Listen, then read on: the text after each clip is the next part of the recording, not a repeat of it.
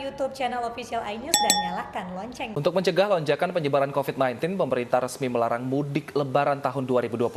Lalu bagaimana tanggapan para supir bus yang bakal terkena dampaknya? Kita sudah terhubung dengan Mahathir Muhammad yang saat ini berada di Pulau Gebang, Jakarta. Selamat siang Mahathir, apa tanggapan dari pengusaha transportasi dan juga dari pihak supir mengenai batalnya mudik 2021 ini?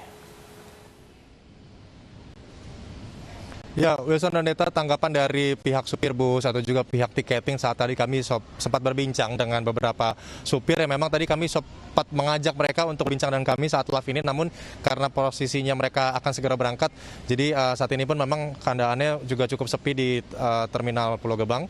Namun kalau untuk tanggapan mereka sebenarnya mereka mengharapkan tetap adanya arus mudik, dikarenakan memang kalau tadi kami berbincang dibanding sebelum masa pandemi, memang sehari dari keberangkatan juga bis yang bisa beroperasi untuk arus mudik ini bisa sampai 8 hingga 10 bis untuk bisa langsung melayani rute luar kota seperti ke Padang, ada juga Palembang atau bahkan juga di Pulau Jawa juga cukup intensitasnya cukup tinggi hingga lebih dari 100%. Namun saat pandemi COVID-19 atau Lebaran yang pada tahun lalu memang juga sudah dilarang, akhirnya tahun ini juga dilarang oleh pihak pemerintah, pihak supir dan juga dari pihak penjual tiketing atau juga pihak manajemen bis ini menyayangkan sebenarnya karena memang pada tahun kemarin saja jumlah supir bus ini memang untuk keberangkatannya sendiri hanya satu bis satu hari itu cukup bagus katanya karena bisa sama sekali tidak berangkat sama sekali di terminal ini. Jadi memang mereka mengharapkan adanya kebijakan kembali dari pemerintah untuk adanya arus mudik di terminal Pulau Gebang ini. Namun tadi kami juga berbincang tadi dengan sejumlah penumpang yang akan berangkat. Mereka rata-rata memang bukan untuk membeli tiket untuk menghindari larangan libur Lebaran sebelum nantinya masuk ke libur Lebaran. Namun mereka memang yang kebanyakan tinggal di luar Pulau Jawa atau memang tinggal di luar kota. Namun mereka hanya mampir di Jakarta karena mungkin ada acara atau memang ada keperluan di Jakarta. Mereka akan pulang kembali ke daerah asal masing-masing. Ini mereka sebenarnya cukup mendukung sih sebenarnya karena ada beberapa juga tadi masyarakat dan juga calon penumpang yang menghantarkan orang tua atau keluarganya untuk pulang kampung atau untuk menghantarkan mereka kembali ke kota asalnya.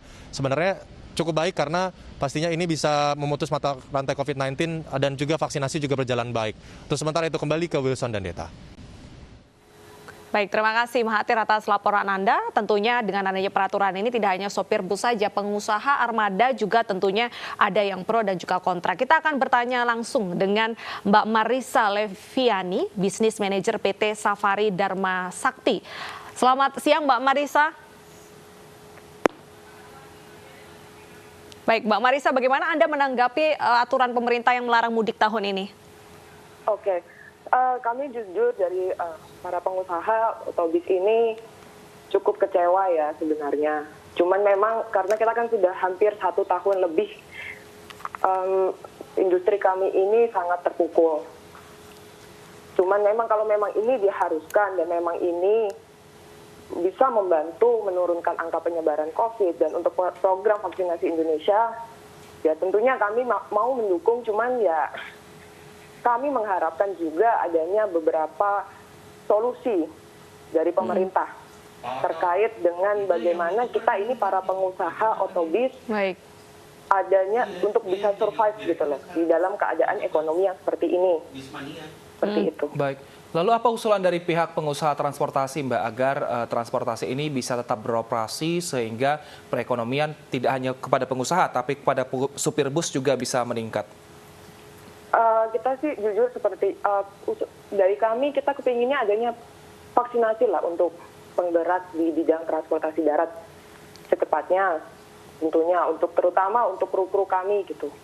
Mungkin juga ada kedepannya dibantu relaksasi kredit juga kan kita punya kewajiban juga kepada mungkin para instansi bank, perbankan dan lain sebagainya.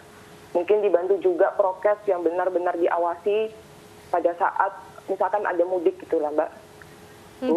Untuk kedepannya supaya memang benar-benar mudik diperbolehkan dan ya misalkan ada pengawasan untuk okupansi atau misalkan dibantu dengan antigen untuk para penumpang kami yang gratis atau disubsidi seperti itu.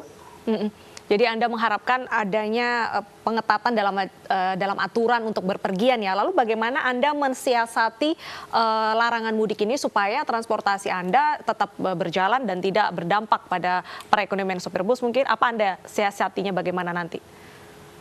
Kedepannya tentunya kita akan mencoba sebisa mungkin yaitu antigen untuk para pengemudi kami tentunya. Setidaknya seperti itu dulu, Bu. Berarti Anda tidak mengurangi armada ya di Lebaran yang dilarang ini? Tidak. Baik, terima kasih atas informasinya Mbak Marisa. Kita harap semoga apapun nanti kebijakan pemerintah ini dampaknya bisa tetap positif juga ya.